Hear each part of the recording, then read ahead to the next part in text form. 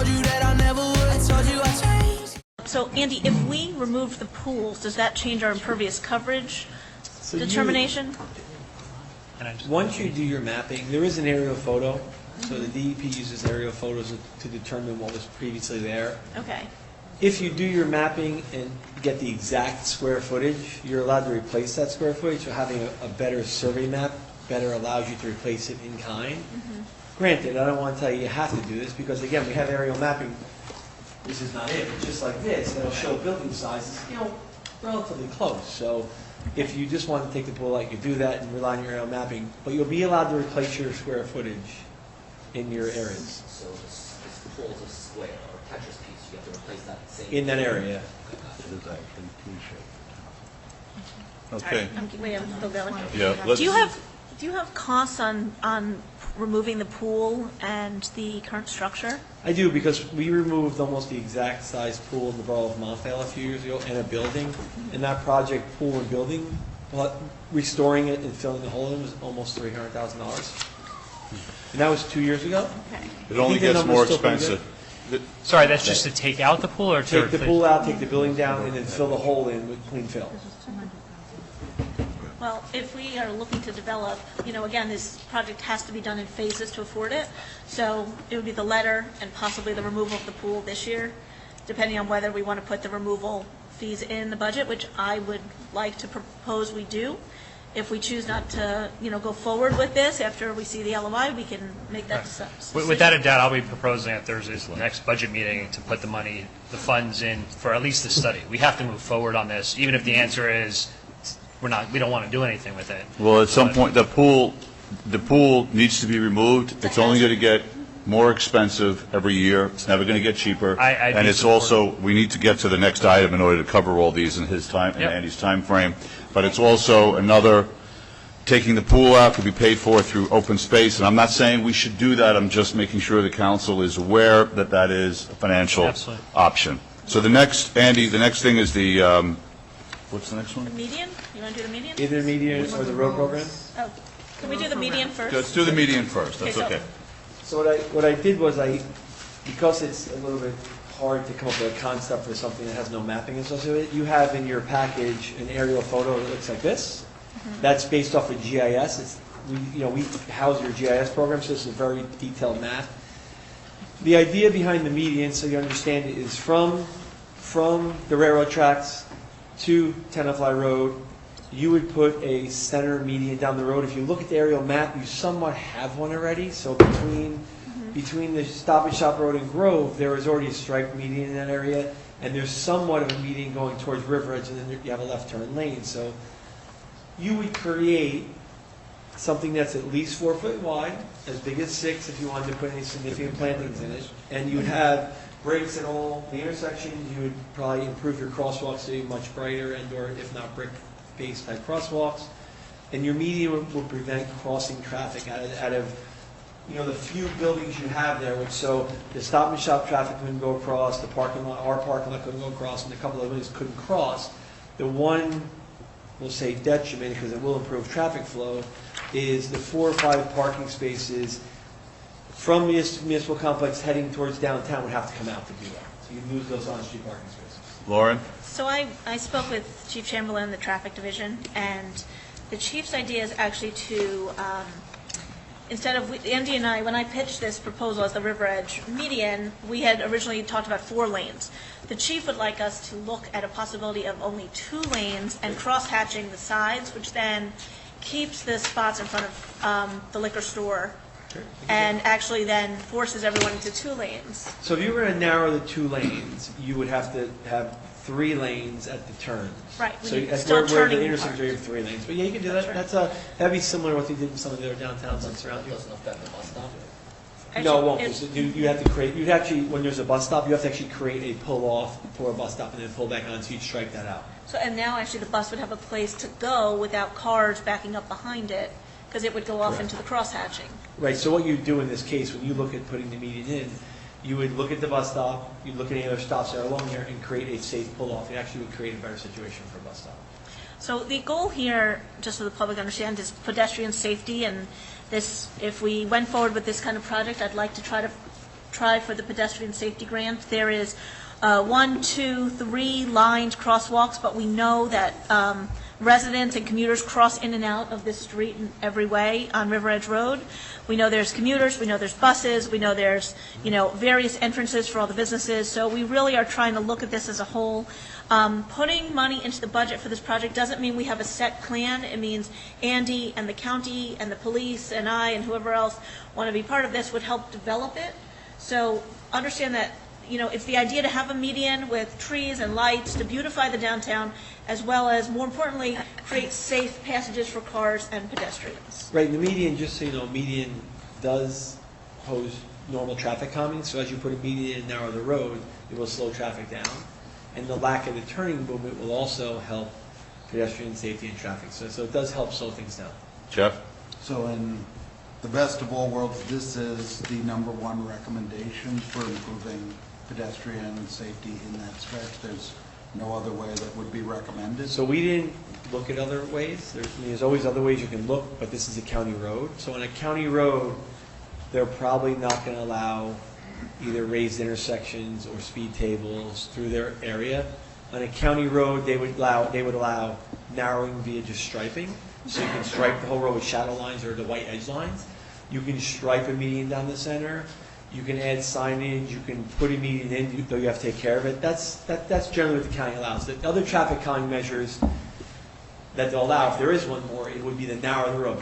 Pull the curb lines way in, get rid of parking. But they don't. The tables and bumps, they don't allow those. And what about? So a lot of people actually park around behind CVS and also at Stop and Shop and go back and forth at that point because people don't like to walk to intersections. So what would be done to mitigate the crossing of those points? So they would walk across? See, they're not really, they shouldn't do that. So the median should inhibit that. So if you're going to put a median and that movement is a very significant pedestrian movement, we'd have to look at that. You then would do something similar to what the city of Summit did, which is you put a 33-inch high fence that they could not cross. So you would end up with a fence in the middle of this You thing, can. potentially. You can do it with bushes. You can do it with like a boxwood or something like that too. They need to cross. They should not be crossing that. They need to cross at the intersection. All right, Lauren? I just want to respond to something, Go Jeff. ahead. So first of all, this road technically is a double yellow, so cars should not be zigzagging. And there's a pedestrian crosswalk at both, right before Piermont. There's actually two right before Piermont and then one at Grove. And the idea is to have the pedestrians walk safely to one of those crosswalks and not in the middle where cars can't see them, especially for the commuters. And so yes, it's a couple more feet, but it's a significantly safer way. And I think with the beautification and lights, they'll be more inclined to take that walk. And I don't think it will be as difficult to get them to those crosswalks. This might sound terrible, but we say in the traffic world, are you willing to walk an extra 100 feet to save your life? If you are, don't cross in the middle. Right. All right, let's move on to the next, the topic of the road program, please. The last one you have is you had received the memo from me on February 7th with both the temporary budget roads and a potentially additional capital budget roads if you were to budget $3 million. To get the temporary budget roads moving, because the Riverside Cooperative, who we're the engineer for, is looking to have their numbers in by Friday. We've now given you a March 10th proposal with the numbers from the February 7th proposal just to get the temporary budget roads get them done in the cooperative and done. Keeping in mind the Riverside Cooperative usually does about $3 million a year, and you're going to add $1.5 million, or at least $1.3 million to it. So it's a big deal for that cooperative to have you in it and not go in after it's already out the bid. It's too much money, they couldn't add it. So if you miss it, they can't add you. We can hold it up a little bit. If you tell me we're good, we're going to put something on your next agenda, we'll get everything in. We've working on quantities, there's things we're working on, so we'll get it in, so it's in, and then finish the work they need between now and the time they actually open their bids. Lauren? So if we reduce the second, we already put 1.5 in the temporary. The second won't be able to be in the cooperative. Okay, so if we tell you, we're, instead of another 1.5, we're looking at a 500, will you be able to rank those in terms of what you want? Yes. Do we need that by March 10th? No, or you by see the next? that first list, Just temporary. temporary one. Okay. The second list, we can rank and do them in any order you want. We know the numbers because we gave those numbers, so we can say, okay, if you give us 1.3 million or 1.2 or 900,000, we'll take this version and make it what it is, or cut the roads in half, because you can do half a road. So Okay. we're, And as of right now, PS and Suez are not going to, right now. so we're all on the same page. We're all, Andy, we're, as far as you understand, and everyone at this table, we're all on the same page in terms of the money for the temporary budget and then the options for the second phase. As long as you say go, I'll have the numbers to the cooperative by Friday. Right, we've been saying go, right? So, I mean, for the second phase, Yeah. we can't bring it down, right? The second phase, it's not part of the Riverside Cooperative. Right. You're Temporary taking budget. advantage of We're just making bidding of the cooperative. This is it's a go signal for the decision first, the on the temporary. temporary budget for $1.5 million. Yeah, and the one other thing I'll tell you is once you decide on the second, if you decide to use it, and we know the money's in place, we can go back to the cooperative contractor, because you're allowed to do that, and say, can you add this much money? When he gets to a certain amount, he's allowed to renegotiate price. So that's where the sticky point comes. So the sooner I know that, the better. Okay. And what is that amount usually? It's Okay. negotiation. He's not Yeah. going to have time. We'll He come has to back, come up we'll with a do it, reason we'll just get it why again the next he's time. increased price over his bid price. Yeah. Usually it's based on nothing other than the price of gas and oil. So if gas and oil stays low, the price won't change. If gas and oil changes in June, then the Then price he will might go up. He's entitled to it by law. The state law allows an adjustment for it. So, Andy, for purposes of clarity, you're 100% clear on our temporary budget goal with the I'm roads? 100% clear, that's what the letter says. I'll have it submitted by Friday to the cooperative. Okay, Excellent. I think because of your, everyone appreciates your time here, and thank you. We know you're on a time constraint, and with the council's indulgence, we'll continue these other items to the next conversation. Great, okay. You have to Okay. Yep. jet, so we'll do Okay, parking lot O next time. All right. Okay. Okay. Thank you very much. Andy, thank you. Have a great Thank night. you. Thank you. The next item is the TVAC medical hygiene presentation. No, we have Jeff. We did that. He's on a time constraint also. Oh, Jeff, come up, step to the microphone. So you're here for the Dean Drive area in need of study? That is correct. Okay. So, I think the council has a, first of all, good evening, everyone. It's Thank you for coming. the first time I think I've ever been on this side of the microphone here. Lucky you. I think everyone has a draft resolution for the D Drive site, which is, so let me go back a few months. In September, I believe, the council, by resolution, authorized the planning board to investigate whether Dean Drive is in need of redevelopment. That study was conducted by the planning board, and in January of this year, the planning board determined that based upon the Burgess study, was in need of redevelopment. And they made a recommendation to the mayor and council to find that it is in need of redevelopment. So what is before the mayor and council now is a resolution which would have the mayor and council find that it is in need of redevelopment, and then refer it back to the planning board to work on a redevelopment plan for the redevelopment of the 123, 145 Dean Drive site. That's the purpose of the resolution. I'll have a starting question. Sure. If the council decides to approve this tonight, are they being bound to any building, height, size, construction, anything? No. So what would happen is it would go back to the planning board for the development of a redevelopment plan, which would be a participatory development project between the borough and the redeveloper of the site. Once that redevelopment plan is developed and agreed upon by the planning board, it then has to go to mayor and council. Mayor and council may accept it, may reject it, but ultimately it has to be approved by mayor and council. So we're not giving the planning board the authority to approve anything unless it comes back to this Well, body? you're giving them the authority to work on a redevelopment plan, but that ultimate redevelopment plan has to be approved by mayor and council. Questions? Lauren? I have two, so Sure. I'll just do one at a time. What are the tax implications, if any, once this goes through? In and of itself, a redevelopment has no tax implications. However, very often, and I think it's fair to say in this case, the developer will request a payment in lieu of tax. So while that has to be negotiated, there's nothing that is on the table, there's nothing concrete. You should understand in general terms, a payment in lieu of taxation has a minimum floor, and that is what it is currently generating in tax in this last year of taxation. So if today the number is 100,000, I'm making that up, it can't, that's the minimum number. And generally, what the pilots do is either they're based upon the annual gross rents, and for this type of development, which is not an affordable housing development, a commercial development, it's a minimum of 10%. Or if the annual gross revenues are difficult to determine, there's also the option of calculating based upon 2% of the actual project cost. And as these things go up over time, a pilot payment gradually phases in with the actual taxes on the property. So after between 5 and 10 years, it's a graduated system.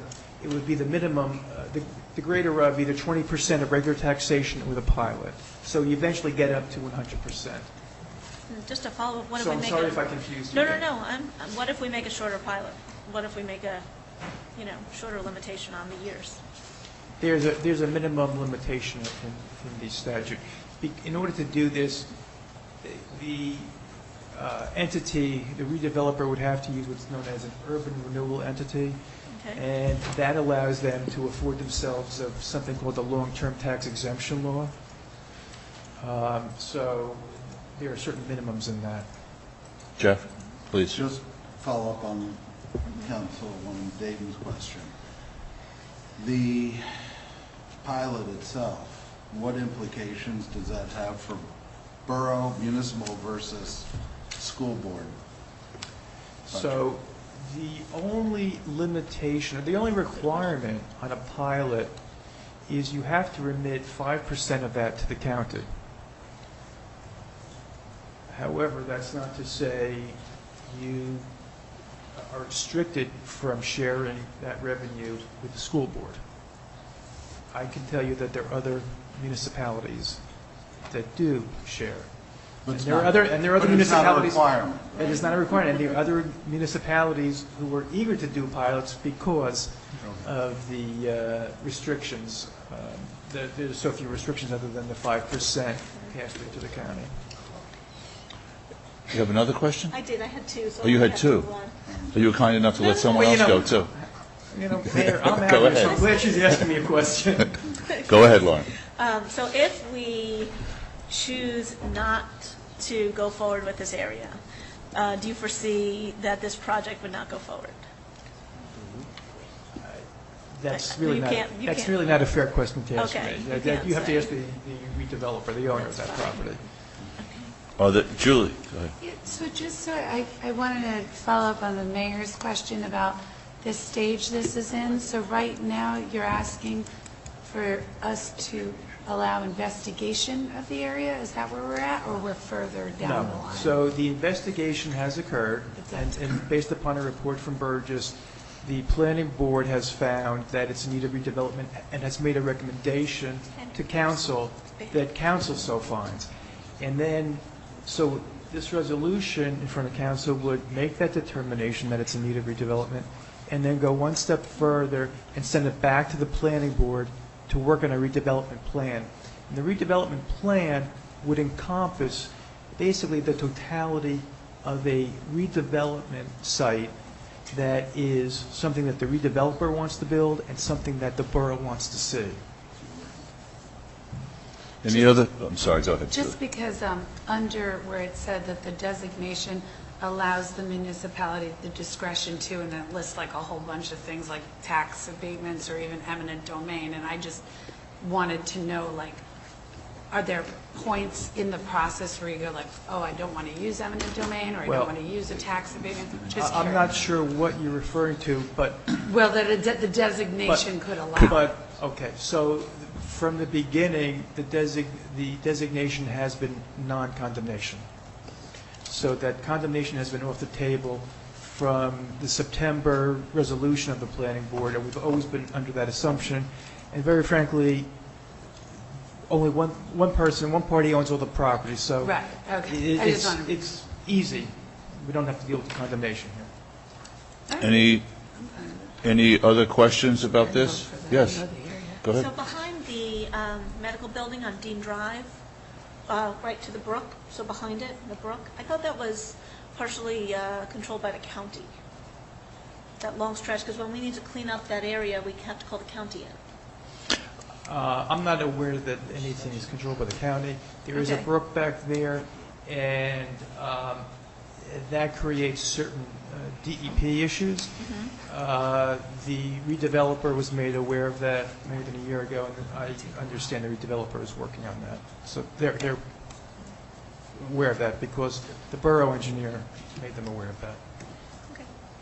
Any other questions for Mr. Zen? No? Okay, Jeff, thank you very much for coming. I appreciate you addressing these questions. Enjoy your evening. All right, thank you. Now, the next item is the TVAC medical hygiene presentation. We don't need to vote on that, right? Who is, We're not voting on that. is there a presentation? No, that was discussed in closed. Oh, that was the item we discussed in, oh, okay. What about the pistol thing? Oh, it's just to, Yeah, they didn't talk well, about it's that just to green let the governing body know that in an effort to maintain the cleanliness against not just coronavirus, but everything else that's around the flu, the gastrointestinal bugs and whatnot. Cheryl did find from initially a product that Lauren had recommended, this type of disinfectant sanitizing gun that we're ordering for all municipal buildings to help with the maintenance department to keep everything clean.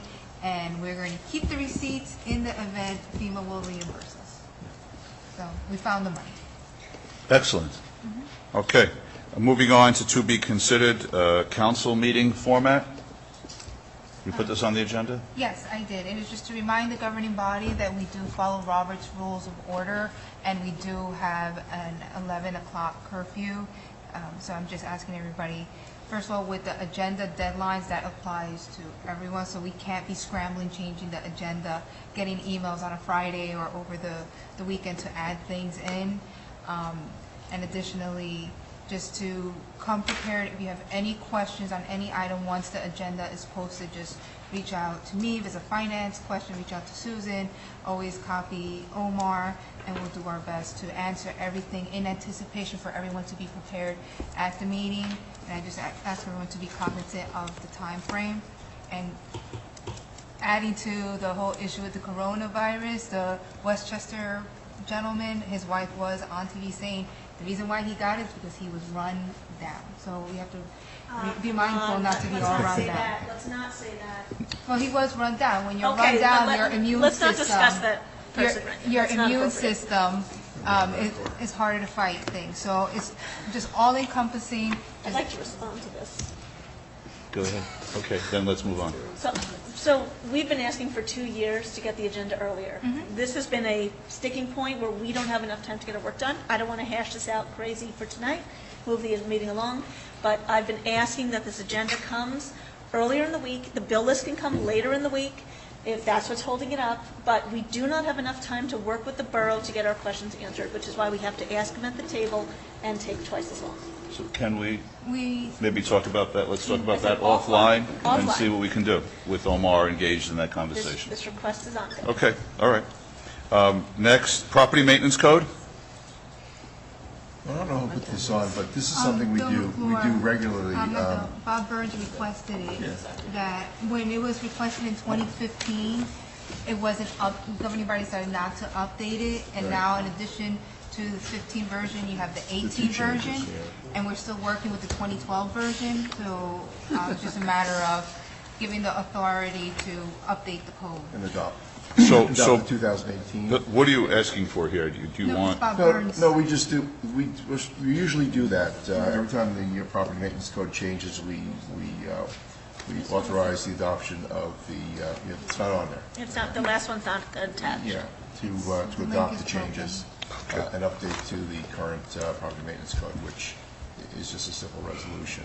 No, it's an ordinance. That's right, it's an ordinance, because we adopted.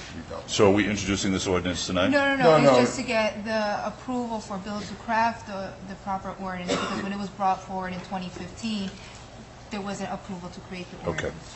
Vanu, please. So just so I understand, the highlighted places in the manual are the requested changes? Oh, the changes? Yes. Yeah. This is the, but I have to ask Bob about this, but what's highlighted here, I think, is the 2015 code. Well, yeah, both of them highlighted. Yeah. Right, the last one's not attached, but the question is actually, 2015 is highlighted. We don't have the 2012. The 2012 is what is in the current That's our current code. So if you go on the borough code, so- it only reflects the 2012 version. Right. Okay. There are certain changes, Yeah. every few years they make a few changes. Not that much, as you can see. You're going to go ahead for an ordinance? Yeah, it's just, I think it's just, Any other questions on this topic? Any other questions? No? Okay, thank you, Bill. Let's move on to the administrator's report, please. Yes, I don't have a report link, but I have some information. First, our recycling supervisor, our foreman, Darren Blankenbush, was contacted by a resident who is seeking to obtain her Girl Scout Gold Award. It's the equivalent of the Boy Scout Eagle Scout project. And her project is to start a compost program at the high school where they place the food scraps into compost bins, and then they will put a bin in the recycling center and transport it. Mr. Blankenbush is in favor of the project. I'm in favor of the project. However, as much as we're in favor, that requires council approval. So if governing body approves this young lady to use a portion of the recycling center to have this compost bin for her project, then Mr. Blankenbush will coordinate with her. Dan, you have a question? Mr. John Worms of our Environmental Commission happens to work at the BCUA, who also has compost bins, so I'm sure I get one from him. Lauren? Will there be kids, high school students in and amongst the workers? Yes. I'm concerned about, safety issues. I love the idea. I just want to make sure there's no safety issues or concerns here. Well, the project belongs to the Girl Scout that is trying to obtain this award, but she would coordinate with the school. With the school? With the school, because the compost, all the material has to be collected from the school, and then they drop it off at the recycling. And then do our workers need to work on it? So a good question. Now, when you're seeking this type of award, whether it's the Girl Scout Gold Award or Eagle Scout project, it is the scout that has to do all the work. That's how they get the award.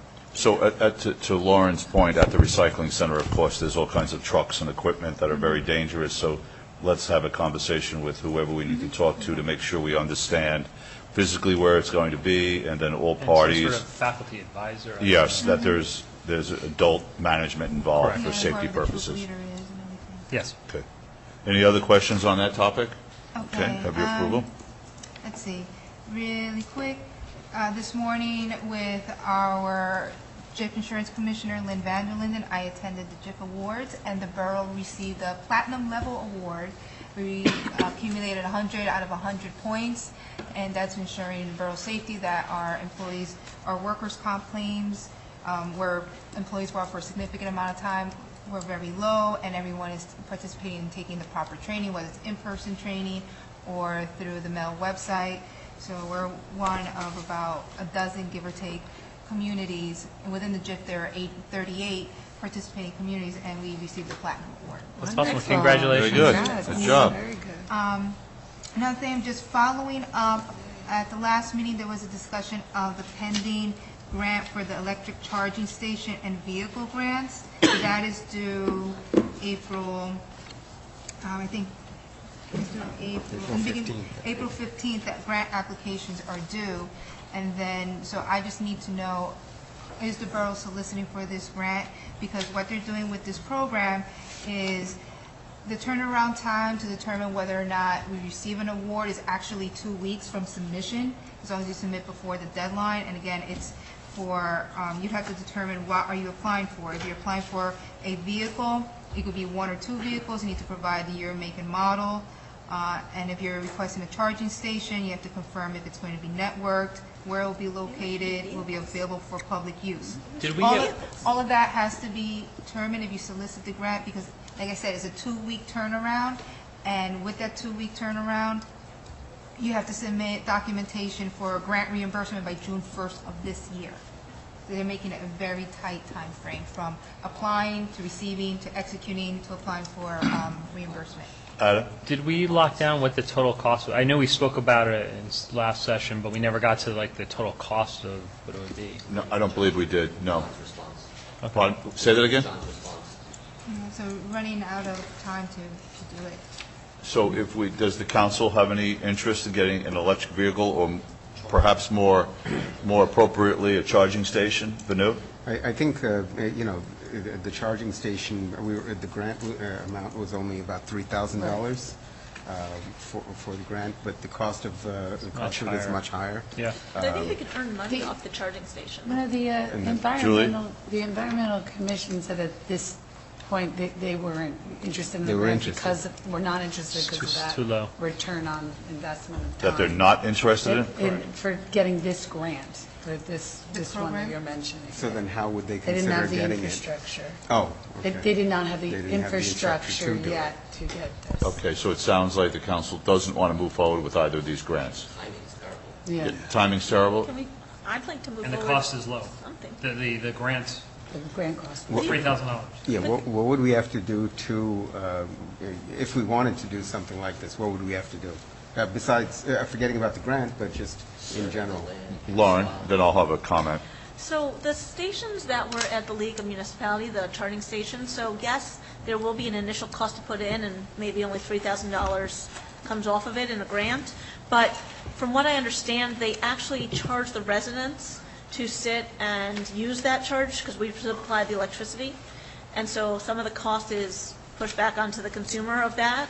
And so I believe the borough actually accrues money from having this kind of facility or service available to its residents. So maybe we need the numbers on what that could possibly earn in a year versus how much it is to install versus what the grant is. No, I think you're 100% right.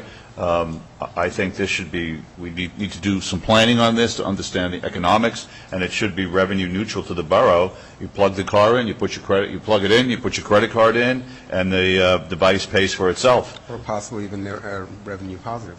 Maybe even that's something new, revenue positive. Okay, does that give you clarity?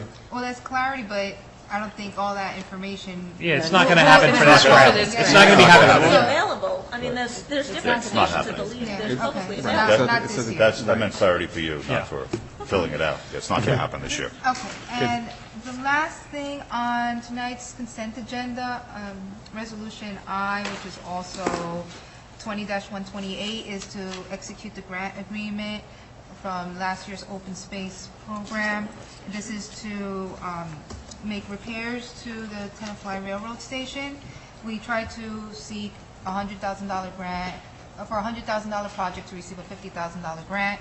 We were awarded $35,000 for a $70,000 project. And part of the grant application agreement that I have to complete along with the resolution is asking for what the match is, and I'm just seeking clarification that the match is coming from that capital, that $35,000 from that capital improvement fund associated with the lease. So I just wanted confirmation. That's a yes? What's the match, the $35,000, where's it coming from? From the lease. From the It's lease. the lease where the lessee had put aside the money, Exactly. which was in excess of that amount. Right. So that means that we actually have some Have additional- amount that could be used without any of the grant restrictions, which is probably a good thing.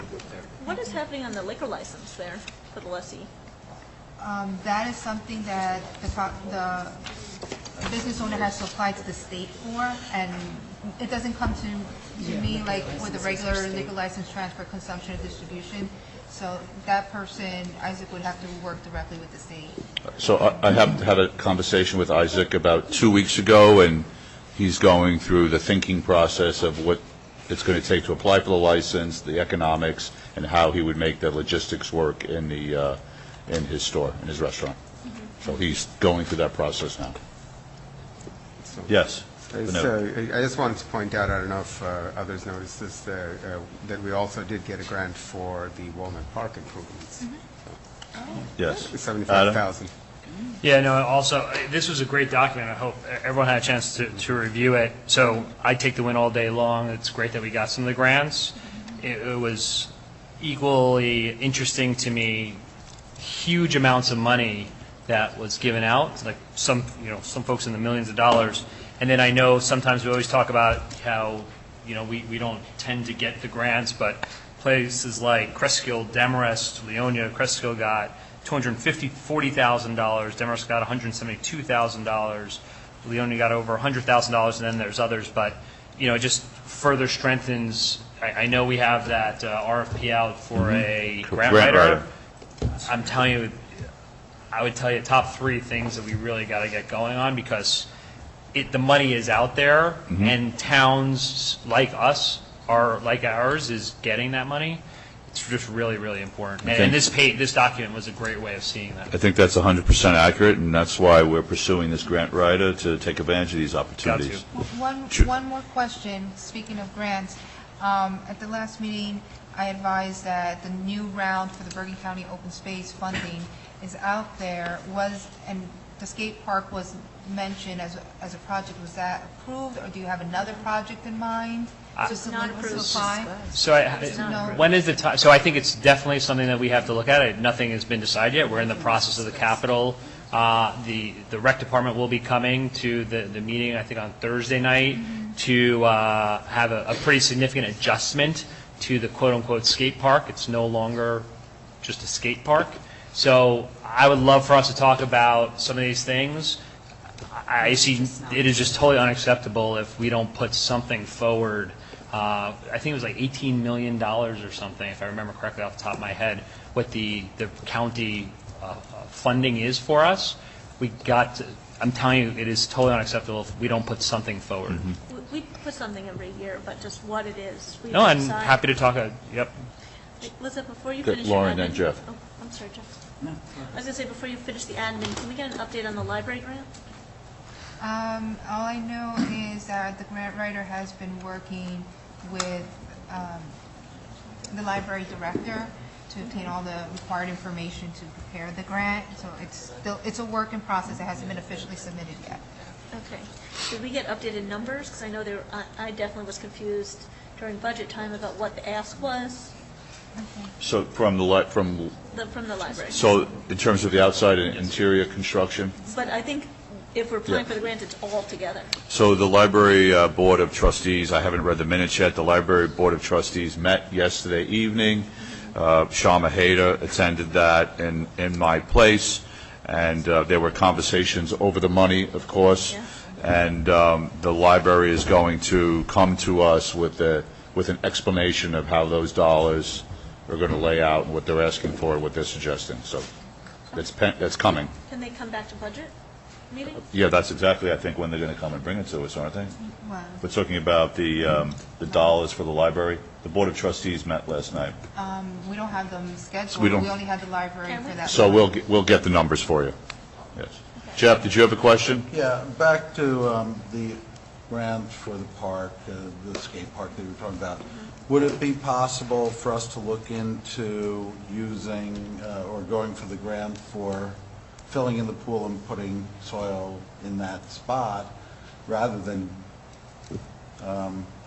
I know you can't just take out the pool, but we're going to fill it with soil, make it look nice, and so instead of $300,000 to take the pool out, if we can cut that in half, and I know we can use the open space funds for matching, so That'd be great. that would be I would love that too. It's a good idea. I'll reach out something. and find out. Thank you. So Lauren? Andy actually recommended filling in, if we take the pool out, filling in that space with rock, because it's more easily removed if we change the use. I mean, we could put like a layer. So we're putting a rock garden in. For temporary purposes until we figure out, A but temporary that rock is Just, what's been recommended by the engineer. Why don't we put all the leaves that we have on the 5 acres? We could put that into the whole. that might be a decent idea. It's hard to remove, that's the point. Soil, leaves, Any- Just compost. filling the pool or the removal and fill? Removal. Right, we don't want to temporarily fill it, we want to do it once and do it right. Correct. Right. Ralph, and that's it. Anything else on the administrator's report? No. So moving on to correspondence. Okay, so we have a letter here from Trinity Lutheran Church requesting a permit. Does anyone have any issues with this? No. Okay, the next one, they're looking for a waiver. What's going on here, Lizette? They want a waiver of the film permit? Yes, because the way the ordinance is currently written, you could only apply for up to 4 events to shoot for filming, and if they're seeking to do 10 for the production of their season, and I don't have the ability to grant that. That requires governing body approval. So does anyone have any issues with this, Jeff? I just have a question. So they're looking for permission to have 10 permits? Yes. And I assume there's revenue on each permit? Yes.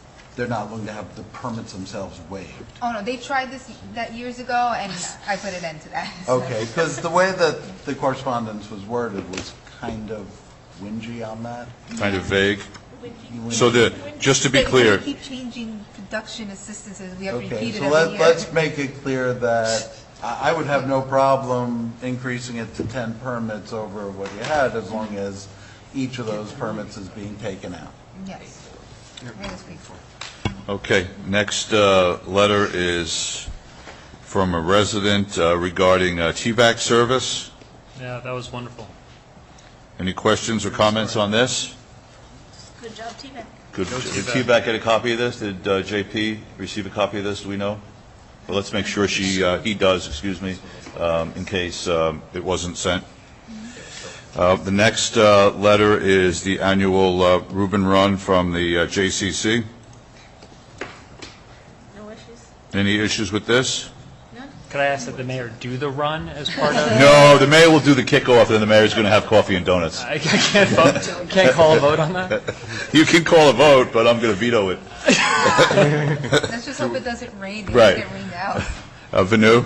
Do we know if this is the exact same route as it's been in past years? I mean, Yes. just, It looks, it So looks similar. The only thing is, we had the bid opening for the 2019 DOT project that was part of Hudson and this entire stretch of Woodland. We're waiting for the bid results, and when awarding the contract and doing the pre-construction meeting, we're going to make it known to the contractor that during this time period, this event That's is a going on, blackout so period. it's a blackout period, correct. What's the date? The dates? May 10th, Sunday, May 10th. Moving on, any questions about the resolutions? I'd like to talk about J. I know Sure. we had an opportunity to ask Jeff Zen. This is the area in need of redevelopment, but I don't think we've had a discussion amongst ourselves. I just want to make sure before we approve this that we're not agreeing to anything unintended. So So, I actually read through it page for page. so did I. Yep, Just- there's a lot of the detail in there, implications. and Julie had asked a question regarding eminent domain, which goes to the detail where the writer of this document explained all the different circumstances, so someone could be led to believe that's an option. This plan is not an eminent domain plan. It's never been. The council is not agreeing to anything here other than giving the planning board the authority. This is kind of the third step in the process. First, we said, okay, we're thinking about this. The second process was, go ahead, planning board put this together, and then it comes back to us for us to approve. Now the planning board is going to go to the developer and negotiate what is essentially a package deal, what the building height's going to be, how many rooms. They're going to build the hotel first and then build, the assisted living facility, what they're going to do there with renovations, what the taxes are going to be. That'll all be negotiated. Then it comes back to the governing body. Could be negotiated taxes. They can make recommendations, right? But it's all about, so it's all, the whole package gets negotiated. And as Jeff said, nothing gets approved without the governing body saying yes. Oh, did the chief want to say anything? Oh, okay. Oh, he has to go. He has to go. Chief has to go. Do you want to say something? Come on up. He was Oh.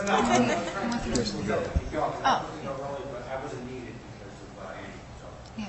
Well, you were talking. Thank you, Chief. Thanks, Chief. Thank you. Vanu? So my question is, how much of it, once the negotiations go through and they're hashed out and they, they go through that process, how much of it, I know it comes back, but, how much of it is de facto and how much of it is, the ability to turn it down once? Well, it's not de facto because the 6 of you have to vote on it. So so at the end of the day, there'll be an up and down vote on whether you approve it or not. Go ahead, Bill. What you're doing right now is authorizing them to submit, basically to prepare, a plan of redevelopment that's going to be, it will be a package that the planning board says, okay, we're going to advocate this and present it to the mayor and council for the mayor and council's review and, if you agree. But you can always send it back to the planning board saying, well, we don't like this or we don't like that. But eventually, it's a plan that the 6 of you will either approve or say, we don't like it. You could ultimately reject it outright. Okay. Vanu, and then I want to make a comment. Go ahead. Sure. So from the borough, who's going to be negotiating this? Well, the planning board will put together, will be the planning really board. be doing it, because remember, they're a planning board, and this is part of the function of the planning board. So Development of property. So the other thing is it possible to come back periodically with what people are requesting? Let me answer.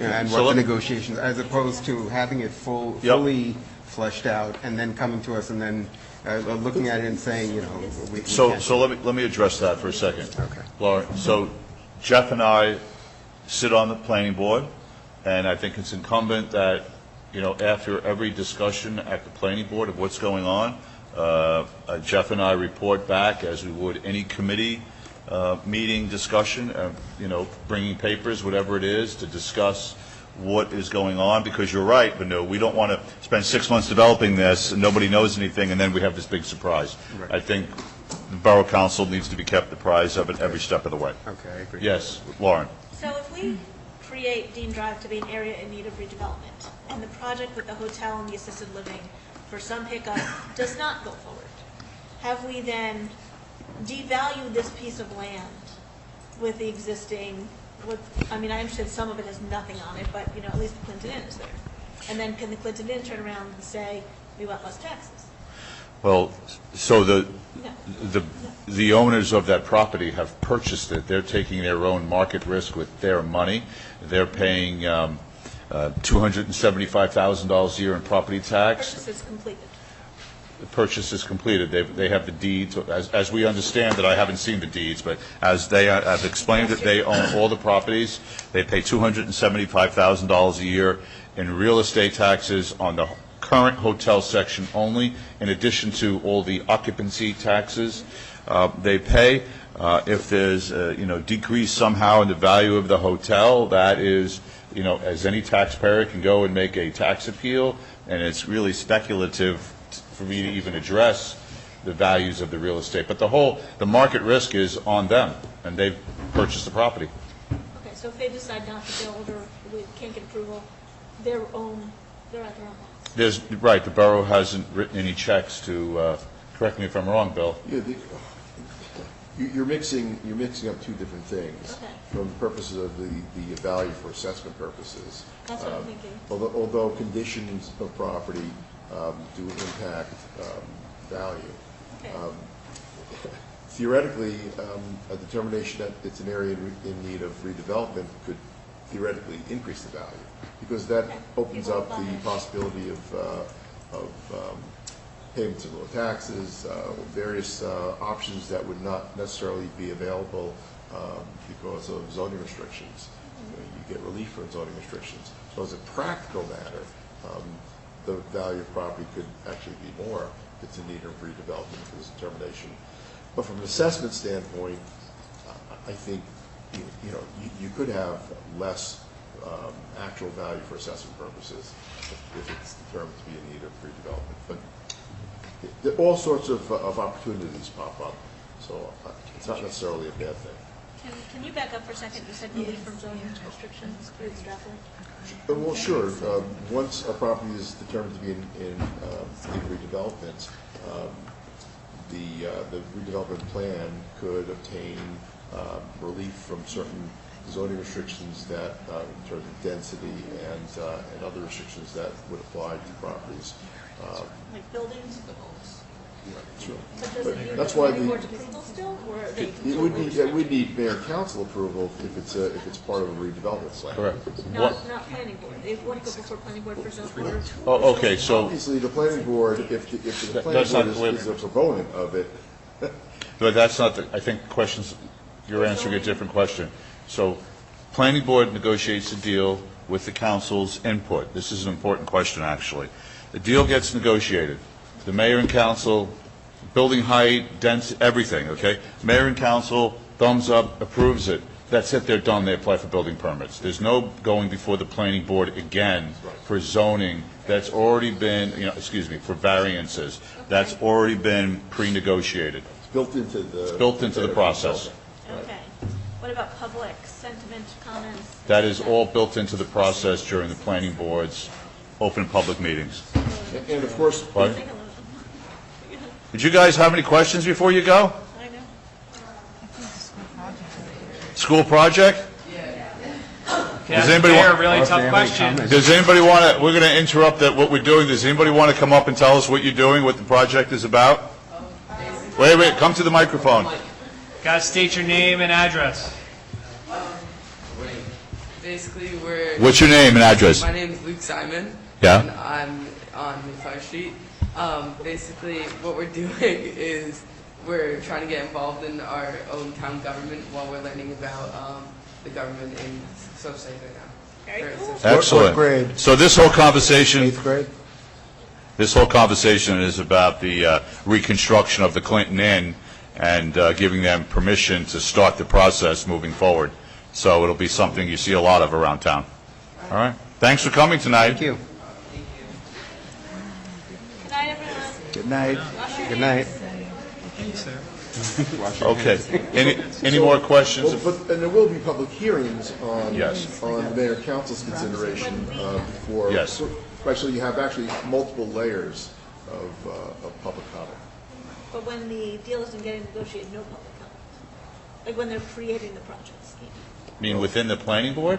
Yeah. The planning board always has public comment But during the hearings. actual, I think she's talking about the actual discussion with the owner is going to probably be I would imagine a subcommittee will work out some of the details and bring it to the... And then bring it to the planning board, yes. Right, But so then- that But part that's in won't- public. That part, the subcommittee or the initial discussions aren't going to necessarily be public. That's correct. That's also like, we had a subcommittee hearing yesterday about a different project, but that whole project then comes to the public meeting to be hashed out. Do you have any concerns making this project in need of rehabilitation? No, none at all. None. Because it's under our complete control over what gets built there, what the taxes will be there. It's a negotiated deal for a very specific set of plans and a project. And frankly, what it does is it allows both the developer and the borough to move this at a pace that's a little bit faster than it normally would if they had to spend 2 years in front of the planning board rather than negotiate what's in the borough's best interest. And this doesn't automatically, I'm sorry. No. Finish your thoughts. This doesn't automatically attach to a payment in lieu of taxes. It's not automatic that becomes the method. No, but that's typically one of the Correct. one of the selling points for a developer. Right. And Yeah. this- Incentives. Plaza, I believe is, Yeah, but they haven't paid taxes no, yet in Gloucester Plaza. because there was a settlement done. They were to pay, I don't know. Pay in lieu of tax. I don't know any details about Closter's agreement. Yes, Jeff? Yeah, so what I was going to say is, having been on the planning board through this, and there's a second thing. Yeah. You know, the gas station at the corner. And the same thing was done there. And I don't have concerns, and I've expressed this is what I've said in public in the planning board. I don't have concerns about these particular two.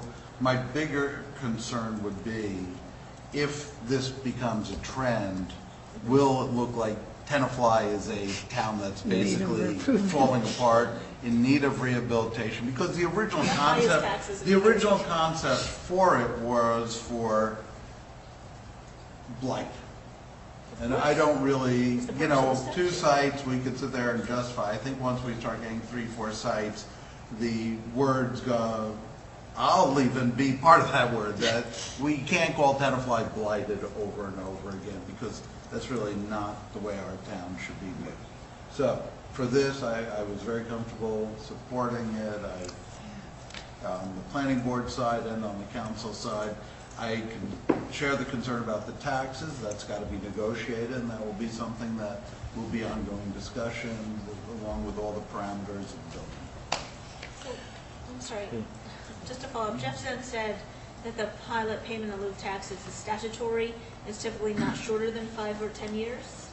So it's I don't know enough about that tax statute. Usually 10 years. I mean, I am not interested in giving anyone a 10-year break on taxes.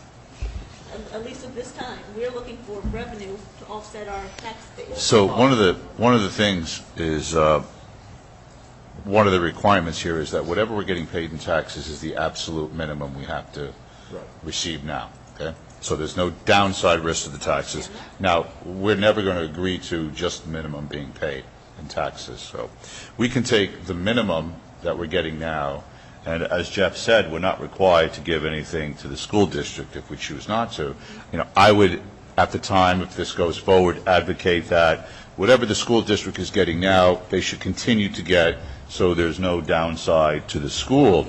But above that level, that should fall 100% to the borough, minus the 5% skim we have to give to our friends in the county. And so we all know the shape of the budget this year in terms of the increase in our taxable properties, right? Whereas if we got a certain amount of money beyond the minimum now from the Clinton Inn, that sort of dollars would go a long way to resolving trying to get more tax dollars out of residents. This is the whole issue of the 92% of all the taxes are paid by the residents. A project like this would help to incrementally bring that 92 down to 91 or 90 or whatever it might be.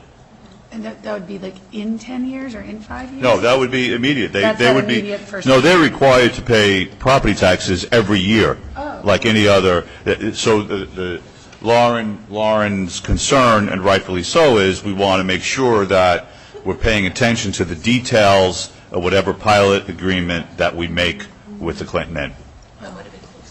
Okay. Okay, thank Any other? No public comment yet, Christine. It's coming very quickly, though. Any other questions about the resolutions? Okay. For the good of the order, downtown concept plan, Councilman Michaels. Yeah, super quick. Hopefully everybody had a chance to review the proposal that was shared, the recommendation from Burgess. Just a couple points. So first, just a reminder for everyone, the importance of downtown is a top priority for the borough. We have a really vibrant downtown committee that's been wonderful. We've met a number of times already. They've actually broken into subcommittees already. So really doing incredible work. Before we really begin to put together some ideas around downtown, you need to have, everyone agrees that you need to have a sort of cohesive view of what's going to happen, right? You can't do things piecemeal. You have to understand what the big picture could look like. Obviously, this proposal, and we'll talk about it in a second, doesn't add or subtract. It's a proposal to do something, so it doesn't close off anything that we want to do. The proposal that we received from Burgess is one proposal, $48,000 to do that proposal. What I'll be doing is, on Thursday at our budget meeting is asking the council for approval to put this into the budget. Councilman Park actually has already started and looked for a grant from the county for this plan, which is even better. So, win-win across the board. If we want to do anything with the downtown anytime in the future, it has to start today with this, with a proposal, not necessarily this proposal, but a proposal. Okay. Julie? And I just am following up because I remembered that last time we mentioned that there was a business improvement district committee from a while ago that might have also had a study. Did you have any luck in Unfortunately, finding? aligning with Christine, there was no study like this ever done, unfortunately. Okay. Jeff, please. So, There was something. So, look, one of the things we're trying to do with, for example, we're having a discussion with combining different parts of the borough later. We're talking about youth and rec, because that's more efficient. How much of this has been discussed with the planning board? Because Burgess works with the planning board. I saw in the Burgess report a lot of references to planning board. How much, or are we now creating two, like a multi-headed hydra going in different directions without the coordination? So the answer is, I do not believe we're doing that. So again, answer the first part of the question. How much communication with, let's say, even the chair or members of the planning board has there been on this? So after this proposal, we're more than happy to speak with the chair. of the Prior to contacting Burgess? We have not. This is. Okay. So what we're doing is we have a planning board that does this function. Now we have a downtown committee that's trying to I was on replicate. the planning board for 3 years, and in the 3 years, we had a whopping total of 0 conversations like we're trying to achieve here around, again, what we do. I'll give you a simple, super simple question. We've been trying for I've been trying for 2-3 weeks. Which properties do we own? I went with the mayor, we went to the buildings department. I literally, and we're going to get it from the tax assessor hopefully, but I literally still don't even know what properties we own. This does not in any way would contradict anything that the planning board is doing. Happy for the planning board. Hey, well, when I read Burgess's proposal, I saw the planning board referenced a number of times of, we'll work with the planning board in this aspect, that aspect. That's exactly what we're going to do. Yep. But before, you throw something at the planning board, should see, because you said the planning board in your years on it didn't do anything, but then the first thing to do is come to the planning board and say, would you like to work on this? How can we get you involved? How can we have you as part of this discussion before it reaches the point of, let's put this on your plate? Yeah, so I strongly do not want to slow down putting the money in the budget for this. I absolutely, first of all, we haven't hired anybody. We haven't finalized or agreed on any proposal. But there's only one proposal, right? The objective of this conversation, and what I will bring up at the budget, is to put in the budget a line item for a downtown concept study. That's the only thing that's the only objective of this conversation. Lauren? So, Adam, I think that the downtown needs to get a fresh eye. I really agree with the concept here of having a bird's eye view of what's working, what's not, what we can improve on. And I know that's part of the reason the mayor made this downtown committee, although that committee is very advisory. Yep. So I think that a consultant that can work with the planning board and work with our council, and that we could actually make moves. My question is, we have Burgess hired, so I'm just going to ask a logistical question because I'm not really understanding. What is Burgess doing if they're already hired by the borough? Like, why isn't this already part of their task? That's a good question. This should be already, they're technically our planner. Why are we getting charged $50,000 for them to do what we hired them to do in the first place? So we have them on retainer? So through the planning board they are. So that's an interesting question about whether. I want them to do it. I just don't want them to charge us another $50,000 So to do this. whether we can, whether we could accomplish the same goal through an existing mechanism. That's an interesting point. We need to find this out before budget closes. So we're going to have this conversation at budget meeting on Thursday, So perhaps we, And the planning board Yeah, well, is on tap on I've Thursday. done the task, Yeah. so let's speak to I'll speak to Burgess tomorrow morning, first thing. and then I would recommend, I don't know if it's my role or it should be. no, someone's role to- go ahead, Jeff, and then I'll answer that question. Yeah, so Burgess does, when you ask them to do a study separate and apart from consultation, do charge. So for example, when we had the open space Element? element, thank you, that was the word, element of the master plan, the historic element of the master plan, they're charging somewhere between $12,000 and $15,000 for each of those elements. Why do we have 50 here? I mean, this is, they're looking at Yeah, the so- same downtown. Well, a piece, an element of the downtown, of the master plan sounds significantly different than, They're looking at this, they're So- looking at smaller space here, So downtown. So back to, perhaps by Thursday, a conversation is had with the planning board chair and Burgess, because maybe if the council decides to approve any dollars in addition to what the planning board is already getting, it gets put into that bucket, because that actually creates more freedom to, because there's, which bucket? into the planning board's existing budget. In other words, as that, in terms of where the money gets spent, appropriated from, it comes out of that budget already.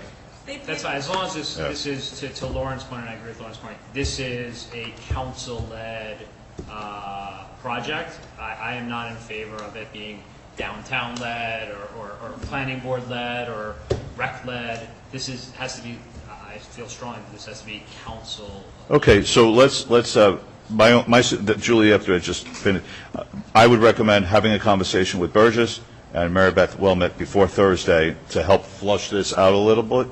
Like, if we have a contract with Burgess that says they are supposed to do planning for us, and now we're asking them to do planning? Yeah, I mean, why can't they do this for the council? Would you like me to take both those? Jeff as the liaison for the planning board, would you like to speak to Mary Beth? What is your? Sure. I mean, I speak to her. Okay, so why don't I speak to Burgess first thing tomorrow morning, if Jeff could speak to Mary Beth, and then we'll both come back and report back to the council on Okay. Thursday at the session, Okay. that works. Julie, you had a question? Yeah, it's a question about when Councilwoman Dayton had presented the parking lot O presentation. Were we charged for a study regarding parking lot O at all? so Mazer Engineering did that for me about a year ago, and I can't remember exactly, was that, maybe you can remember, but I don't believe we were ever charged for that initial drawing and sketch of it. No, it was. They gave us an estimate. It was all conceptual. Gotcha. The estimate provided, Ben had more time to explain it, was to move forward with getting easements and things of that nature. Right. But those dollars haven't been committed, haven't been discussed. It was in the conceptual thing. So as Right. our engineering, they're able to consult with me, and I say, I have this concept, can we make it happen? And they work with me. Okay, because I just was thinking of what Jeff brought up, was just the idea of we have all these studies and all these pieces, and I just wouldn't want, Okay, moving on, we're done with that one. Moving on from the good of the order, old business, swim club remediation. There's nothing covered on that. Councilwoman Dayton's 2020 census? Oh, no, I took that off. We discussed it last time I made the census committee, so there's nothing. So- Unless the census committee has something for, well, I've reported in the committee reports. okay. Swim club remediation? Who put that on? That was me, but we solved it with discussed it. Andy's conversation. So can I have a motion, please, to adjourn the work session, right? So moved. Second? Second. All in favor? Aye. All right, so we're going to go into the public meeting now. Are we staying here? Yes, we're staying in here. Then you're reading the notice again. Yes, but I've got to get myself organized, so. I didn't think it No was one- no recording one because the recorded kid this. wasn't here. We never had one. Show up and do the recording.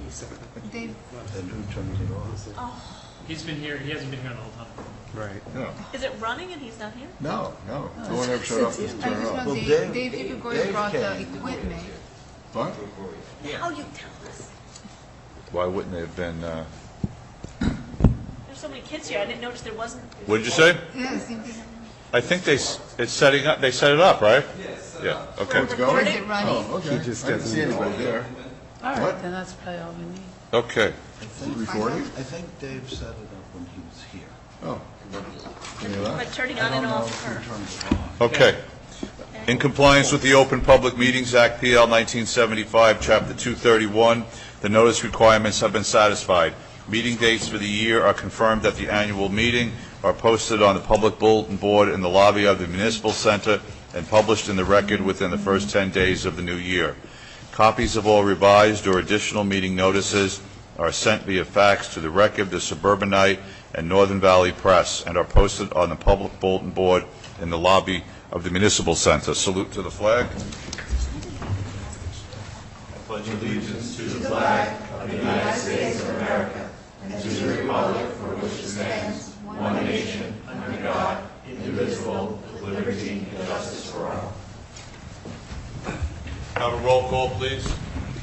Councilmember Dayton. Here. Councilmember Grossman. Here. Councilmember Menon. Here. Councilmember Michaels. Present.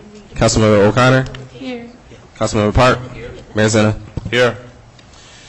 Revisions to the agenda. We have none? Public comments. Please. Christine Evron, 39 Leroy Street, partially for the Tenafly Chamber of Commerce. Three things. One, for the budget consideration for the Piermont Road pilot in front of the Diner and Cafe Angelique. Have we included any consulting money for a traffic engineer to certify the traffic plan when we try that pilot? Just want to make sure that's included in the budget. I think the answer to that question is going to be no, because those plans were done years ago. That's why we're doing a study of a temporary closure.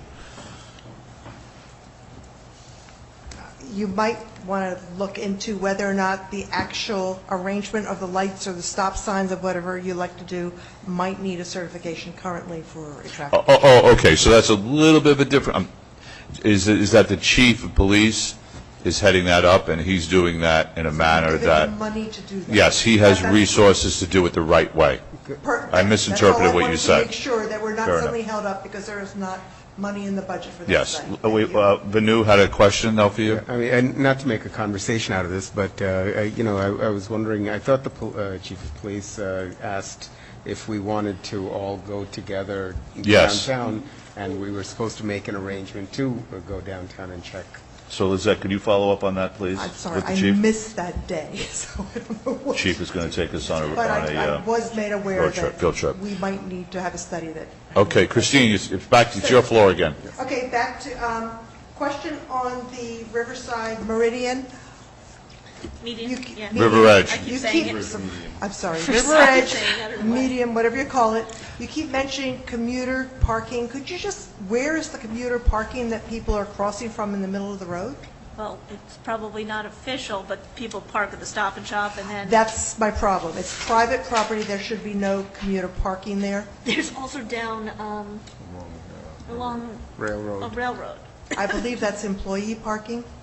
Well, So I think Councilwoman Dayton was just kind of stating Okay. conditions as they are, not planning for new But parking Perhaps rules. we should be stopping that parking Okay. use of private. Fair enough. What's my third thing? Sorry. Pilot tutorial. While I was at the League of Municipalities, I went to 3 separate sessions on pilots. You might want to see if you can get someone in to talk about it. There is a whole lot of flexibility that brings a lot of benefits to the towns that use them in terms of removing educational funds out of the cap, paying less per dollar to the county. The longer the term, there were benefits mentioned.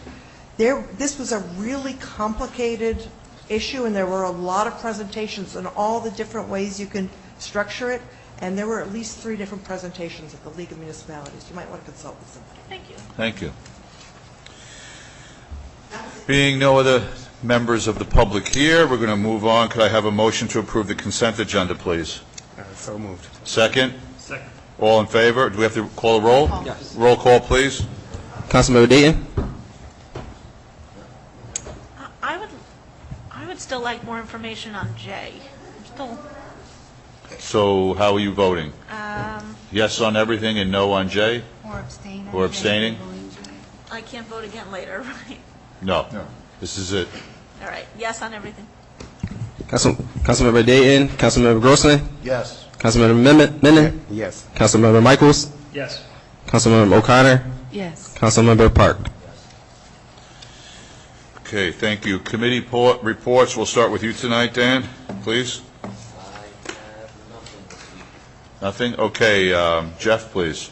Let me pull it up. Planning board did have a meeting. Just want to make sure I have everything here in front of me. Should we come back to you, or are you good? No. They had a meeting where there was more deliberation on Bottle King, and it will continue. The main issue, just so everybody is up to speed on it, the main issue is that the original calculation for the floor area of the building, which drives how many parking spots they need, they did not calculate a loft area where they're using only for storage in that calculation. And the objector pointed that out, and by code, they have to count that. So that's a couple of hundred square feet that gets added, which means now they need either more parking or they need a variance for the parking lot. It also impacted the traffic study, so that becomes an issue. The traffic study has been redone. They don't really find anything significant because that's not an area that's going to have customers. They also came, this was kind of cool, because there's some issues about the size of the lettering on the building that they're proposing. The lettering itself exceeds what our borough ordinances or borough code has for lettering, and they brought a rendering as if you're standing in the middle of County Road looking at the building with the large lettering they're proposing and the lettering that they'd have to have if they want to comply. You cannot read. Yeah, oh, that was all, yeah, you can't read it. The only other thing is the flag is still an issue. They were supposed to bring something similar showing a flag that complied versus the flag they want, because we have requirements that the flag be no higher than 25-foot pole. They want a 50-foot pole. And they want an area, and they want an area that's something like 18 by 20 or something for the flag, which is far in excess, not only of what the borough requires, but actually apparently what flag companies require even at 50 feet. So they're supposed to come back with that rendering, more testimony, hopefully there's some light at the end of the tunnel for this testimony, because I mean, this needs to keep moving. Also, they did confirm that they now officially, I think, own the property. So that was another part. Jeff, I've gotten some questions regarding the lighting of their sign through the night. Can you speak to that, or what do you know of that? Yeah, so they are proposing a lighting from behind their sign, so it would appear fairly bright. Same thing for a sign that they want near the road, one of those kind of tombstone type signs that you see near the road. There were some suggestions made about them considering either down or up lighting in those areas to make it, actually down lighting more like what Tenafly Gourmet uses, but they're a little reticent because they have a certain way that they do all their stores. They have something like 14 Bottle Kings. They like a certain uniformity in the image, and they're a little reluctant to change it. The sign that they would have by the street, though, they have agreed that sign was supposed to exceed the height. They've agreed to put bushes around the bottom so it doesn't look as high or as intimidating and would hide any post that's holding it up. But that's the lighting of the sign. And would it stay lit all night? No. That's the question. No, so they stay open, I think they, don't quote me on this, I'm trying to remember, I think they said they stay open generally till 10, I think was the hour. And they say that by the time they clean up and everything, 10:30 lights tend to go up, but I don't remember if that's for all the signs. That's just when they're basically lights out. There's a house directly across the Yes, street. yes. So that's, I believe when they said that everything goes off. But I have to review my other notes to see, because that was much earlier testimony about the hours. Right, sorry, It's only been about 7 years. 10 hours, I can't 11 understand how we hours of get the testimony. knock that our town is not friendly to. Yeah. I Lauren, can't comment on that while I'm sitting on this application, apparently. Lauren, do you have any to report on? Do the Tenafly Nature Center dinner, which is supposed to take place this Sunday, is postponed. There will be a new date in the fall. I think they're aiming for September. So if anyone has any questions, you may reach out directly to the Tenafly Nature Center. And we hope that it remains a wonderful event in the fall. The Northern Valley Greenway. Could I make a comment about the Nature Center? So one of the things that's happening is coronavirus is actually affecting the Nature Center financially. With the cancellation of this dinner, it hits their budget at their most busiest time, which is the spring and the summer. And they called me and told me they were unfortunately canceling, and they asked me to send the checks for my wife and I to go anyway because they need the money, and which I'm doing, and I'm urging whoever was going to go to the dinner from this dais or the public to continue to support the Nature Center. So I'm making a shameless plug for them. They already have my wife and Okay.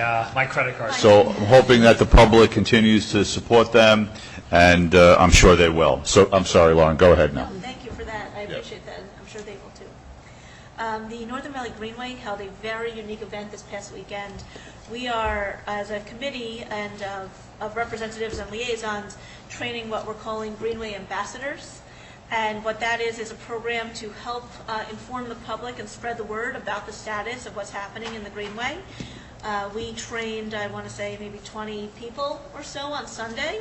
So look for more in the community in the next couple of weeks. We hope that they do their job. There was many Tenafly residents that attended, so I was thrilled to see them asking good questions on what's happening with the project. So if anyone is interested in being an ambassador, you can reach out to me or Andrew McCash to sign up, and we'd happily pass you along. And the rest of it did not meet. Okay, thank you. Vanu? The meeting with the Board of Adjustment, I was preempted by the budget date, so I didn't attend, but I will make sure for the next meeting that I get a summary of what transpired. Thank you. Adam? A number of meetings. We had a chamber meeting on Monday, thanks to Christine for organizing. Good session, great turnout of business leaders. We spoke about some of the downtown ideas that they've had, and they already have a number of great ideas that we could incorporate in. So that's the chamber. And then we had, last night we had a great rec council meeting. A number of things that we brought up. First of all, just awesome attendance. They shared with us a set of numbers around people in the winter programs, over 300 people. Great stuff on wrestling, girls softball, over 80 people. The numbers have been great, and from everything we're hearing is they're just growing year over year. The Reckies program over the spring program. So that's been great. Things that we do want to, they did have some questions around some follow-up, is really excited about the website. I think that the website, there are a number of things the website can do, and I'll take that offline with Councilwoman Dayton and Councilwoman Menon. So the website is one piece that I'd like to follow up on offline. There was a lot of number of questions around the coronavirus, so like we've discussed before, I'd love just to make sure that I know you're in consultation with Lizette, with the rec director. I want to make sure that we're doing everything that we can ahead of the program with the youth, most important. So that was another one that I want to make sure that we go to. And then there were some questions around with the summer program and some of the stuff with the swim club, which I know we've been discussing as well.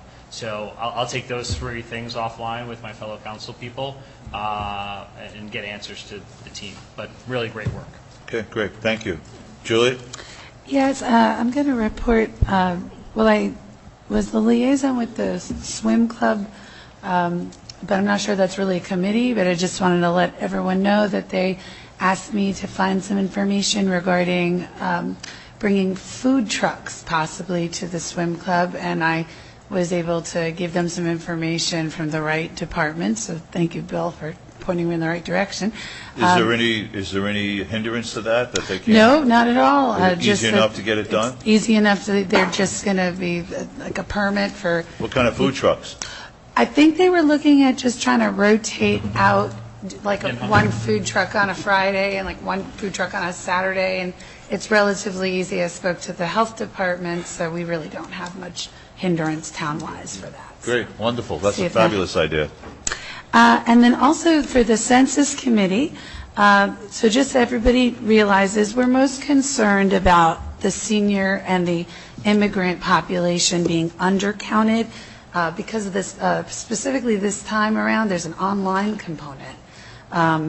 And so we are facilitating, our role as the council is we're going to be facilitating places that volunteers can come and assist those people who might need help with online census taking.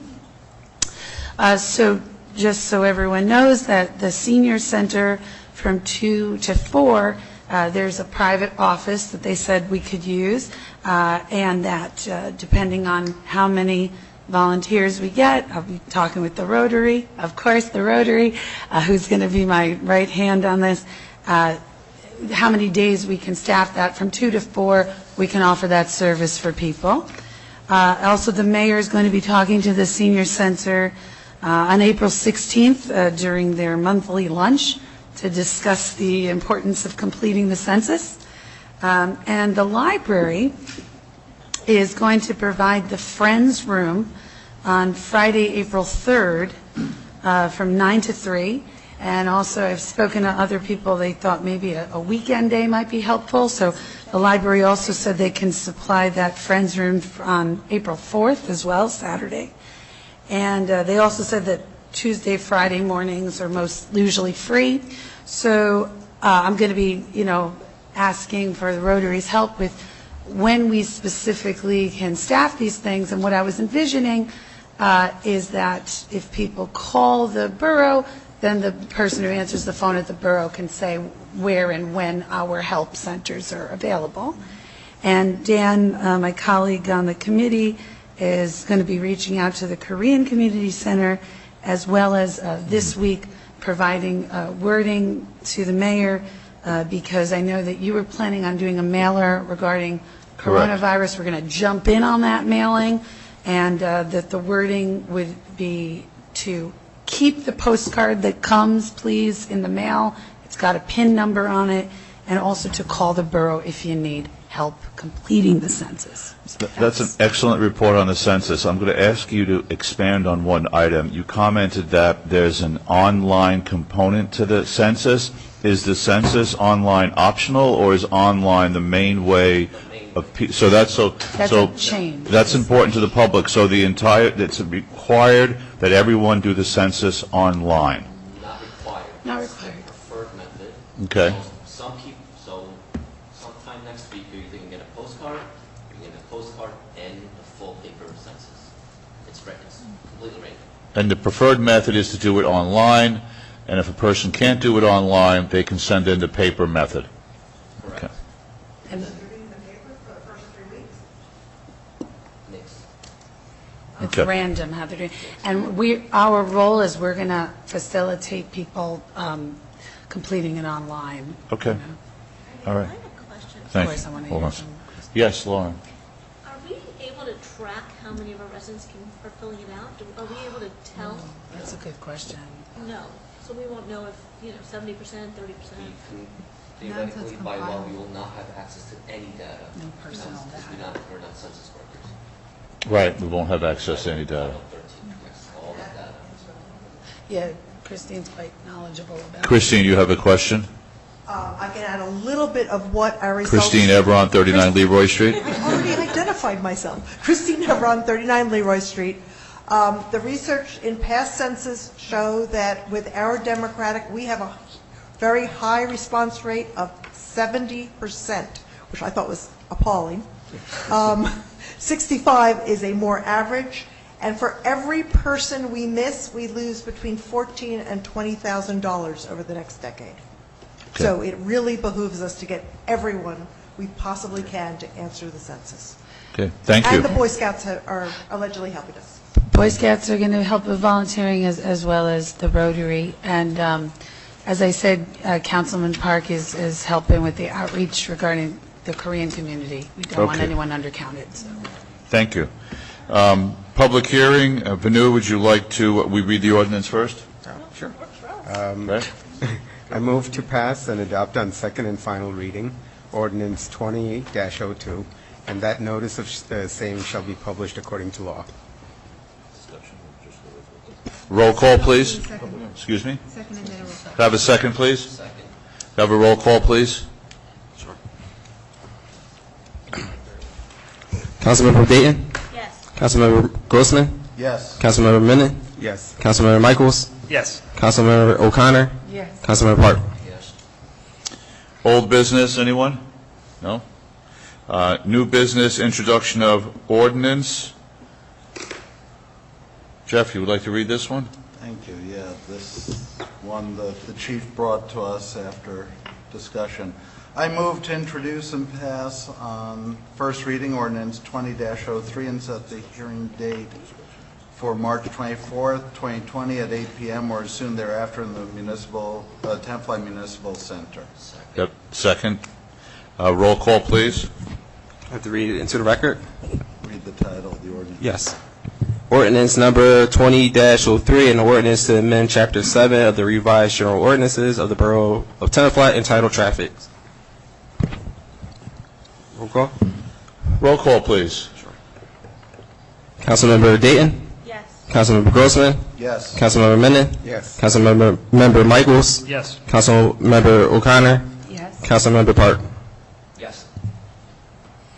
Okay, under mayor's remarks, I'm just going to make a general statement regarding coronavirus and some of the communications that's going on.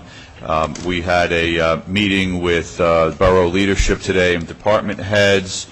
I had an extensive conversation with the superintendent of the schools. We're in regular communication. The schools, of course, have their own safety and reporting protocols with the State Department of Education.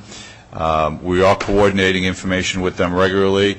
Tomorrow afternoon, the county executive has a phone call, conference call with all the mayors and borough administrators in Bergen County to give us an update on county's responses and proactive actions that they're doing. We're going to make some announcements this week from Tenafly, either tomorrow or Thursday, about some of the proactive arrangements and moves that we're going to be making shortly, and so there'll be more information to come. And I just urged our residents to continue to look to the Tenafly website for updated information. It will be updated again within the next couple of days with new details and more information to come. What do I need, a motion to go into closed session? Bill has to read the Bill, can you read the... Yep. Resolve in compliance with NJSA 10:4-12, the Mayor Council will go into closed executive session, discuss the following matters. We have several attorney-client privilege matters, one involving the Pentatone environmental litigation and related issues. Second, a matter involving crossings in Tenafly, the Crossings at Tenafly Condo Association, and also one involving the swim club lease. And we have a personal matter involving the teen center. In this particular meeting and release to the public, the time matters are resolved. After this closed executive session, the Mayor Council will reconvene in Richard T. Wilson Committee Room to adjourn this public meeting. Have a motion to go into close, please. Motion. Second? All in favor? Aye. See you in the Wilson Room. Thank you. I do the same thing I told you that I never